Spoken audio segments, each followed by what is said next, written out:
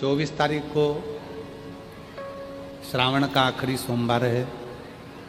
आप सभी को श्रावण के विरामी सोमवार की बहुत बहुत बधाइयाँ। सावन का आखिरी सोमवार हो, शायद यही लास्ट वाला है। सावन का आखिरी सोमवार हो, जो लोटा जल का लेकर जा रहे हो उसमें थोड़ा सा इत्र, अगर इत्र नहीं हो तो गुलाब की पंखड़ी, पंखड़ी नहीं हो तो कोई फूल की पत्ती उस जल में बाबा को समर्पित, इत्र हो तो ज़्यादा अच्छा। आखिरी सोमवार को या सावन महीने का आखिरी दिन आप शिव को जब 2 लोटा जल चढ़ाएं तो उसमें इत्र का भाव रखकर, कामना कर कर, त्र्यंबकेश्वर बाबा का स्मरण कर कर और महामृत्युंजय मंत्र को जपते हुए। कौन सा मंत्र? ये वेद का बड़ा सुंदर मंत्र है। इसको चिल्लाकर नहीं बोला जाता, भीतर से बोलिए। महामृत्युंजय मंत्र का स्मरण करते हुए। और अगर महामृत्युंजय मंत्र याद नहीं हो तो पंचाक्षर मंत्र नमः शिवाय। पंचाक्षर का स्मरण नहीं रहे तो षडाक्षर ओम नमः शिवाय। षडाक्षर का स्मरण नहीं हो तो श्री शिवाय नमस्तुभ्यं मंत्र का स्मरण कर कर इत्र का जल शिव जी को समर्पित करो और बाबा से निवेदन करो कि 1 महीना तेरी कृपा से सावन के निकले, तूने जल चढ़वाया, बीच में कोई दिन छूट गया, कोई कारण आ गया, हम जल नहीं चढ़ा पाए। जैसे भगवान विष्णु एक कमल का पुष्प नहीं चढ़ा पाए थे तो उन्होंने अपना नेत्र निकाल कर दे दिया था। तो भगवान शंकर इतने प्रसन्न हुए थे कि उन्होंने अपना सुदर्शन चक्र दे दिया था। विष्णु भगवान ने नेत्र दिया, शंकर भगवान ने सुदर्शन दिया।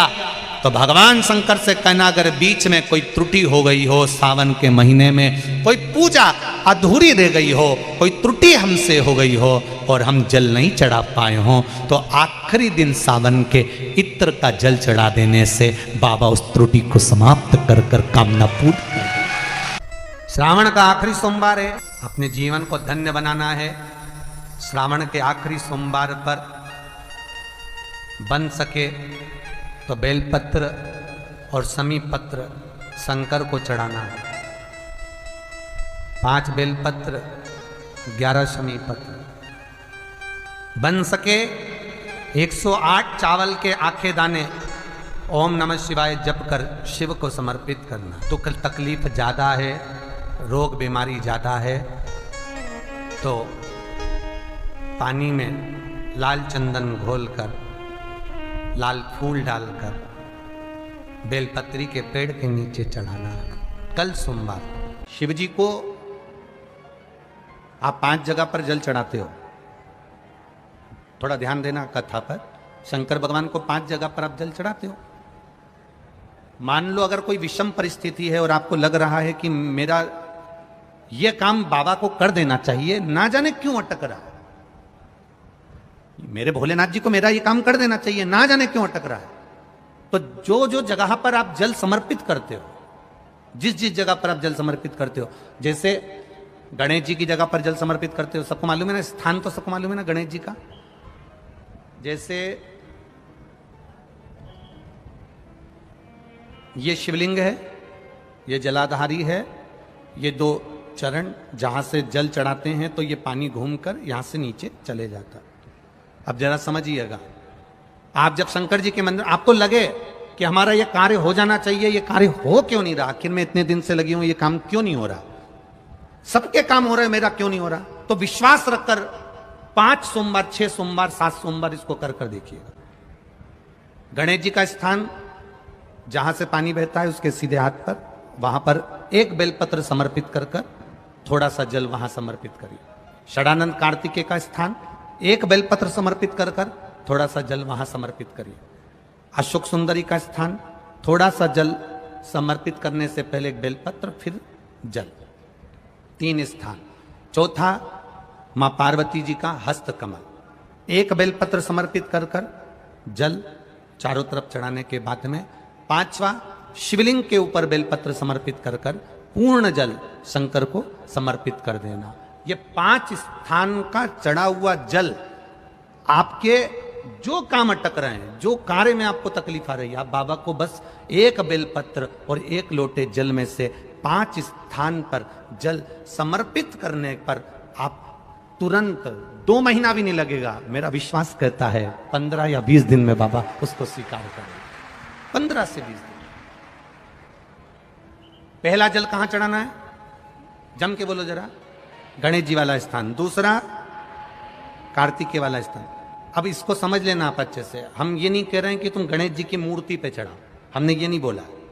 हमने ये भी नहीं बोला कि कार्तिकेय जी की मूर्ति पे जल चढ़ाओ, हमने ये भी नहीं बोला कि माता पार्वती जी की मूर्ति पे जल चढ़ाओ।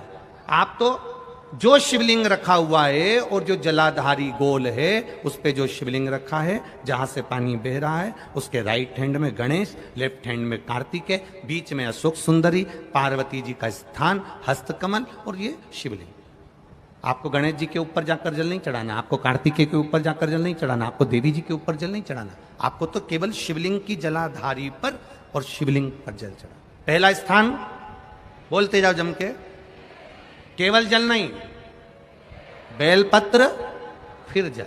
दूसरा कार्तिकेय, तीसरा अशोक सुंदरी, चौथा अब पार्वती जी को जो तुम जल चढ़ाओगी और बेलपत्र चढ़ाओगी उसमें तुम्हारा स्मरण होना चाहिए। तुम कहां बैठी हो जल चढ़ाने के लिए, तुम्हारा ध्यान कहां है, कहां बैठकर शंकर जी को जल चढ़ाना चाहिए। आपको पहले भी कथा में कहा, जहां से जलाधारी का पानी बह रहा है इसके ठीक विपरीत जगह में आप यहां बैठ जाओ। उत्तर दिशा में पानी जाता है तो आप दक्षिण दिशा में बैठकर उत्तर की ओर मुख कर कर बाबा के, मां पार्वती जी के हस्त कमल पर बेलपत्र रखोगी, जल चढ़ाओगी और वहीं से बाबा को तुरंत आनंद के साथ में बेलपत्र चढ़ाकर जल चढ़ाओगी। भले खड़े होकर या वहां जाकर तुम यहां पर जल चढ़ा दो, परंतु उसके बाद में जब आप जल चढ़ाओगी, जब बाबा पार्वती जी को जब बेलपत्र और जल चढ़ाओगी तो आपका मुख कहां होना चाहिए?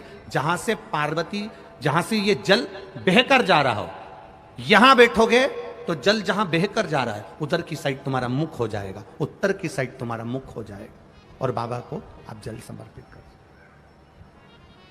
तो पहला जल बेलपत्र गणेश जी, दूसरा कार्तिकेय जी, तीसरा अशोक सुंदरी, चौथा माता पार्वती जी का हस्त कमल और 5वें नंबर का जल भगवान शिव के ऊपर, अर्थात भगवान देवाधिदेव महादेव से प्रार्थना करते हुए कि तेरा ही दिया मैंने खाया पिया रे, तेरा शुक्रिया रे, तेरा शुक्रिया। बाबा से प्रार्थना करते हुए, बाबा से अपने दिल की बात कहते हुए, बाबा से अपने मन की बात कहते हुए, अपने हृदय की बात भगवान देवाधिदेव महादेव से कहते हुए, ये 5 स्थान पर चढ़ाया गया जल आपके मनवांचित फल की प्राप्ति करा देता है, आपको सुख का अनुभव करा देता है। 5 जगह पर चढ़ाया गया, कम से कम 5 या 7 सोमवार अवश्य चढ़ाओ। तुमरुक का जो नाम है ये बड़ा काम का नाम है। एक बीमारी होती है जिसको कहते हैं सोराइसिस। एक बीमारी होती है जिसके अंतर्गत शरीर में खुजली होती रहती है, फुकड़ियां निकलती रहती है, सोराइसिस जैसी बीमारी होती है। एक किसी किसी के शरीर में बीमारी हो जाती है, चमड़ी सफेद पड़ने लगती है, चमड़ी का रंग सफेद हो जाता है। एक किसी किसी के शरीर में बीमारी होती है कि पूरे शरीर में चट्टे पड़ने लगते हैं। हम निवेदन करेंगे 21 सोमवार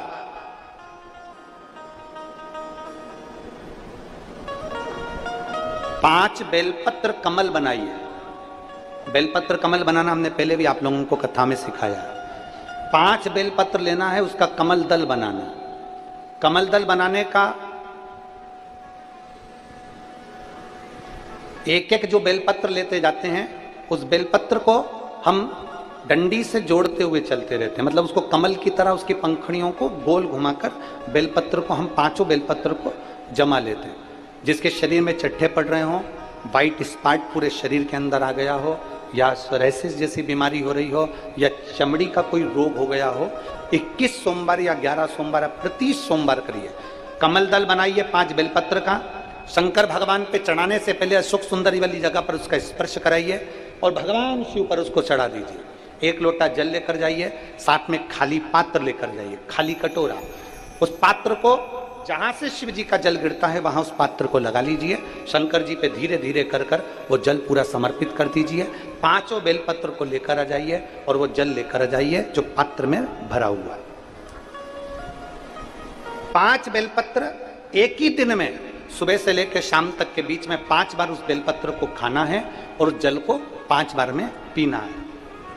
धीरे धीरे जैसे जैसे सोमवार तुम्हारे बढ़ते चले जाएंगे वैसे वैसे वो सोराइसिस की बीमारी हो, चाहे चमड़ी का कैसा भी रोग हो, वो धीरे धीरे समाप्त होना प्रारंभ हो जाता है और वो बेलपत्र और वो जल काम करना प्रारंभ कर देता है। बेलपत्र और जल काम करना प्रारंभ कर देता है। बस उसका कमल दल बनना चाहिए। आगे आपको कमल दल बनाना, जम के बोलो जरा। जैसे एक बेलपत्री ली, दूसरी बेलपत्री लेंगे तो उसके दिशा चेंज करते जाएंगे, तीसरी लेंगे उसकी दिशा चेंज कर देंगे, चौथी लेंगे उसकी दिशा चेंज कर देंगे, 5वीं लेंगे उसकी दिशा चेंज कर देंगे। कमल की आकृति में उस बेलपत्री के भाग को घुमा कर रखा, फिर वो भगवान देवादिदेव महादेव को समर्पित करेंगे। एक आनंद की अनुभूति करा। तुम रूका जी का नाम लेकर आप अगर कोई से भी भाव, हम फिर निवेदन करेंगे, जिस नारी को संतान नहीं होती सफेद आंकड़े की जड़ लेकर रजस्वला धर्म के 7वें दिन सफेद आंकड़े की जड़ को लाइए, शिव जी पे से तुमरुकेश्वर महादेव जी का नाम लीजिए, तुमरुका जी का 21 बार नाम लेकर घुमाकर नंदी के पास खड़े होकर लाल धागे में उसको कमर पर बांध लीजिए। शिव जी को रोज जल चढ़ाओ, मेरा देव अधिदेव महादेव संतान जरूर देता है, वो तुमरुकेश्वर महादेव। शिव महापुराण की कथा तो ये तक कहती है कि अगर जिंदगी में कोई नशा करने वाला व्यक्ति हो ना, जिसको बहुत दारू का नशा या चिलम का नशा या चरस का नशा या अन्य अन्य नशे, किसी को बहुत नशे ज़्यादा करता हो और कोई नशे से युक्त अगर व्यक्ति है, बहुत नशेला व्यक्ति है, बहुत नशे में डूबने वाला अगर कोई व्यक्ति है, तो शिव महापुराण की कथा तो यहाँ तक कहती है कि बेल पत्र के बीच वाले पत्ते पर, बेल पत्र के अगर बीच वाले पत्ते पर गौ माता का घृत, गाय के दूध से बना हुआ घी अगर बीच वाले पत्ते पर लगाकर शंकर भगवान को समर्पित करा जाए और वही पत्ते को उठाकर, उसी पत्ते को उठाकर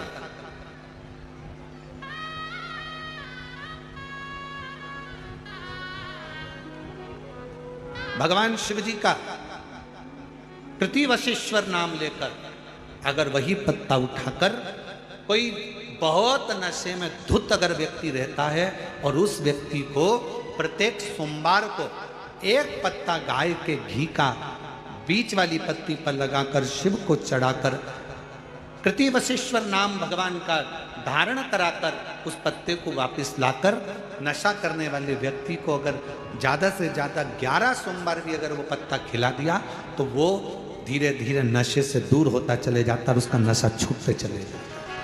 कतई विशेष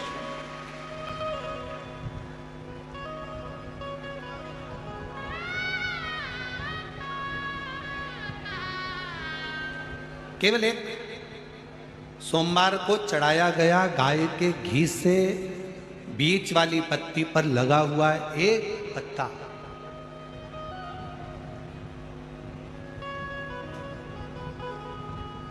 शिव जी का एक नाम है कृतिवासा। क्या नाम है? जम के बोलो जरा, कृतिवासा। सब बोलो जरा आवाज लगा कर। आवाज नहीं आई, जरा और दम के बोलो। कृतिवासा। फिर से बोलो, कृतिवासा।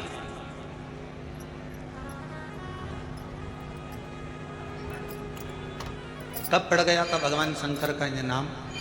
जब उन्होंने गजासुर का संहार करा था और गजासुर भगवान शिव को अपने उदर में रखा हुआ था और उस गजासुर के प्राणों को जब हरा गया था, तब गजासुर ने शंकर भगवान से एक अपना संग शिव के साथ रखने का वचन मांगा था।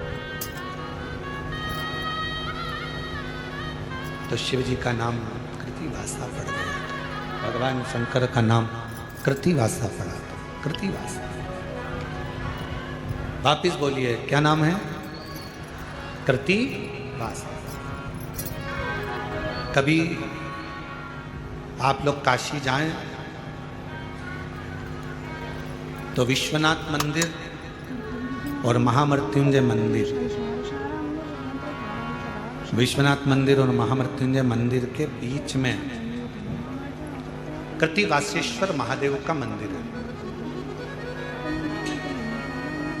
विश्वनाथ मंदिर और महामृत्युंजय मंदिर के बीच में कृतिवासेश्वर महादेव का मंदिर है। कृतिवासेश्वर। और हमारा निवेदन है, विश्वनाथ जी का जल, गंगा जी का जो भलकर विश्वनाथ जी को चढ़ाते हो, और वो जल जहां बहकर आता है उसका थोड़ा सा भाग कोई ब्राह्मण देवता से कहकर विश्वनाथ जी का जल थोड़ा सा ले लीजिए और महामृत्युंजय मंदिर में जाइए और महामृत्युंजय मंदिर में चढ़ाया हुआ जल थोड़ा सा वहां का ले लीजिए और कृतिवासेश्वर मंदिर में पहुंचिए। दोनों मंदिर के बीच में कृतिवासेश्वर मंदिर है, वहां पहुंचकर वहां का थोड़ा सा जल ले लीजिए। जो दिन रात नशे में अगर डूबा भी रहता और उसके पूरे घर के लोगों ने उसको नशा मुक्ति केंद्र छोड़ दिया, दवाइयाँ दे दी, उसके बाद भी उसका नशा अगर नहीं छूट रहा है तो पहले विश्वनाथ जी का जल, महामृत्युंजय बाबा के मंदिर का जल, फिर कृतिवासेश्वर महादेव का जल लेकर उसको तीनों जगह का जल एक डब्बी में भरकर उस व्यक्ति को थोड़ा थोड़ा 7 दिन तक कृतिवासेश्वर महादेव का नाम लेकर पिलाना चालू करो। उसको धीरे धीरे नशे से दूरी हटना प्रारंभ हो जाएगी। वो नशा करेगा ही नहीं, नशा करेगा ही नहीं। मंदिर जाते हो आप लोग? हाथ उठाओ, कितने लोग जाते हैं? सभी जाते हो? रखो, प्रणाम, नमन। जल चढ़ाते हो? जम के बोलो। कभी कभी दीपक लगाते हो? पर शिव महापुराण की कथा कहती है दीप 2 तरह का होता है। एक मंदिर में लगाया जाता है, घर में लगाया जाता है, दरवाजों पर लगाया जाता है, और एक दीप वो होता है जो दिल में जगाया जाता है। 2 दीप। मंदिर में जो दीपक लगाया है उसने मंदिर को रोशन किया। मंदिर में जो दीपक लगाया है उसने मंदिर को रोशन किया। घर में जो दीपक लगाया है उसने घर को रोशन किया। दरवाजे पर जो दीपक लगाया गया उसने द्वार को रोशन किया।